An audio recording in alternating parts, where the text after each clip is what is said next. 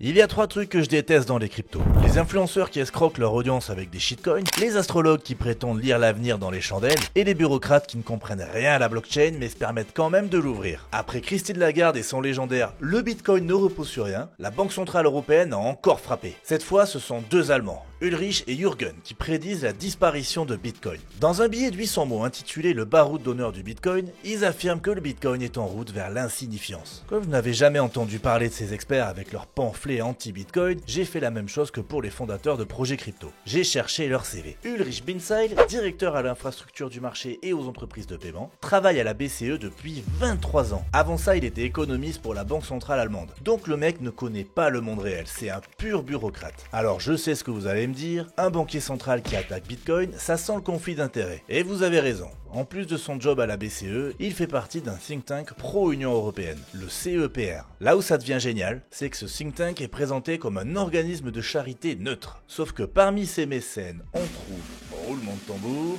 la BCE. Quant à Jürgen Schaff, le co-auteur du texte, c'est aussi un pur produit des banques centrales. Il bosse pour la BCE depuis 10 ans, avant ça il était économiste pour la Banque Centrale du Luxembourg, et encore avant il travaillait pour la Banque Centrale Régionale du Länder d'Hessen. Oui, les Allemands ont des banques centrales régionales, ne cherchez pas à comprendre. Alors comment est-ce que ces brillants économistes justifient leur affirmation selon laquelle Bitcoin va mourir ?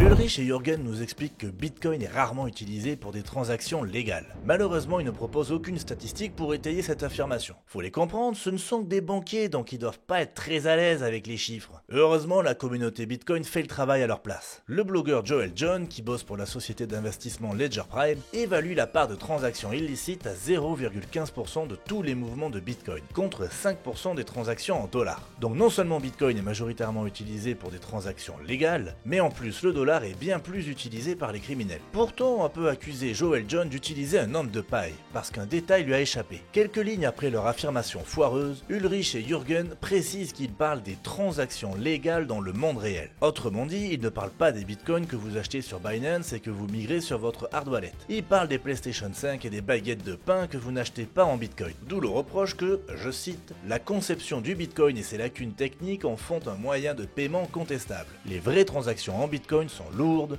lentes et coûteuses. Alors je sais pas s'ils font référence au prix de l'électricité quand ils parlent de transactions coûteuses, mais on peut leur accorder que oui, les mouvements de Bitcoin sont lents. Et cette critique, elle montre que Ulrich et Jürgen ne comprennent rien au Bitcoin. Reprocher à Bitcoin d'être trop long pour acheter une baguette de pain, c'est comme se plaindre de devoir retirer des lingots d'or à la banque pour acheter un grec frites. Je sais ce que vous allez me dire mes Pablo, pour la baguette de pain, il y a le protocole Lightning. Mais si des gens bossent sur Lightning, c'est précisément parce que la validation d'une transaction en Bitcoin prend 10 minutes, ce qui n'est effectivement pas pratique pour acheter des capotes en urgence avant un date. Le Bitcoin, c'est de l'or numérique. Comme l'or, ce n'est pas ce qu'il y a de plus pratique pour les transactions légales dans le monde réel. Notez au passage qu'il n'y a même pas d'or dans vos euros, puisque c'est un mélange de laiton et de nickel, et pour les centimes, c'est de l'acier. Alors ok, les mecs ne comprennent rien au Bitcoin. On pourrait en rester là et se dire que c'est juste de l'incompétence de bureaucrates. Sauf que certaines affirmations sont trop bizarres pour être seulement des erreurs. Par exemple, nos banquiers centraux dénoncent la multiplication des lobbyistes crypto aux États-Unis. Leur nombre aurait triplé entre 2018 et 2021. Alors,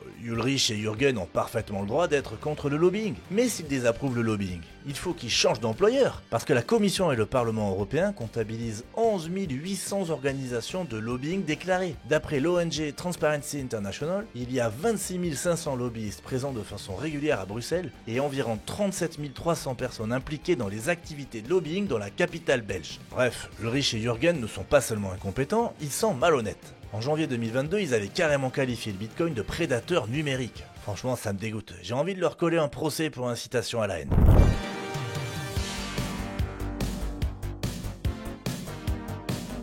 Les banquiers centraux haïssent les cryptos parce qu'elles menacent le monopole des banques centrales sur la création monétaire. Pourtant, la croisade anti-crypto de la BCE va se retourner contre elle. Bon, déjà, il y a les conséquences économiques de MiCA, le projet européen de régulation des cryptos. Tuer tout un secteur économique alors que l'Europe entre déjà en récession, ça va pas aider à maintenir la crédibilité de l'euro. Il faut se rappeler que dans la première version de MiCA, les écologistes allemands voulaient interdire les cryptos basés sur le proof of work. L'interdiction a été rejetée, mais imaginez 2 minutes quel aurait été le résultat. Tout l'écosystème aurait est délocalisé aux États-Unis. C'est ce qui s'est passé quand la Chine a interdit le minage sur son territoire. Ça n'a pas tué Bitcoin, ça n'a même pas tué le Dogecoin. Par contre, ça a permis aux États-Unis de gagner des parts de marché. Parce qu'aujourd'hui, plus de 35% des mineurs sont situés aux États-Unis.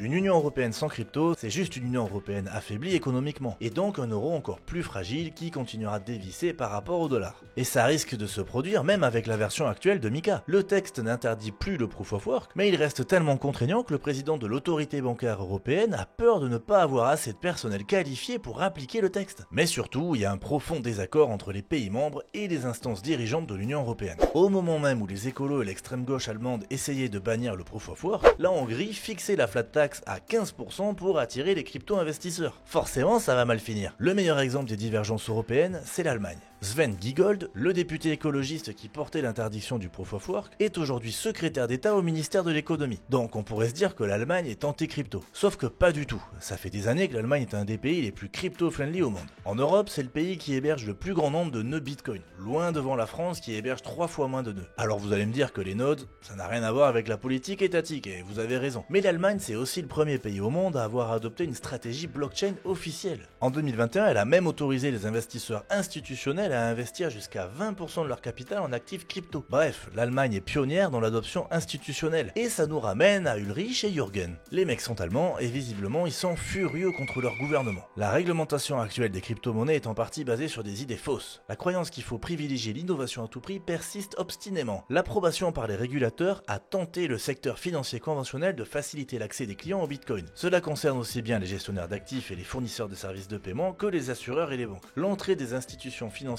suggère aux petits investisseurs que les investissements dans Bitcoin sont solides. Traduction, les institutions allemandes sont trop crypto-friendly. Je sais qu'en France, on voit l'Allemagne comme l'éminence grise qui contrôle la politique économique de l'UE. Et c'est vrai que l'euro, c'est basiquement le Deutsche Mark 2.0. Pourtant, c'est beaucoup plus subtil que ça. En 2020, en pleine pandémie, la Cour institutionnelle allemande rend un arrêt qui intime à la BCE de justifier ses rachats d'actifs. En gros, les Allemands considèrent que la BCE est sortie du cadre constitutionnel. En réponse à ce jugement, la BCE déclare qu'elle ne justifiera rien. Au premier abord, ça a l'air d'une petite chamaillerie entre fonctionnaires. Mais accrochez vos ceintures parce que dans la foulée, Ursula von der Leyen, présidente de la Commission européenne, déclare qu'elle envisage de faire condamner l'Allemagne pour violation du droit européen. Bah oui, dans la Constitution européenne, la BCE est au-dessus des gouvernements nationaux et de leurs tribunaux. Ça vous montre la violence des tensions qui s'accumulent au sein de l'Union européenne. Tensions que la crise énergétique ne va faire qu'exacerber. Ironiquement, c'est l'Allemagne qui est la mieux placée pour faire exploser l'UE de l'intérieur. Donc même si Christine Lagarde et les écolos allemands rêvent d'interdire le Bitcoin, et même s'ils utilisent le scandale FTX pour enfumer l'opinion publique, la folie de la BCE pourrait bien accélérer l'explosion de la zone euro. Et ça, c'est bon pour le Bitcoin. Mais vous allez me dire qu'à cause de Luna et FTX, on est en plein crash des cryptos, et que vous en avez marre de perdre de l'argent. Vous paniquez à chaque fois que les cours baissent et vous vendez au pire moment. Téléchargez ma formation gratuite Investir dans les cryptos comme un bon père de famille. Fini le stress à chaque bear market, vous pourrez dormir sur vos deux oreilles pendant que les parieurs dégénérés hypothèquent leur maison. C'est gratuit et le lien est en description.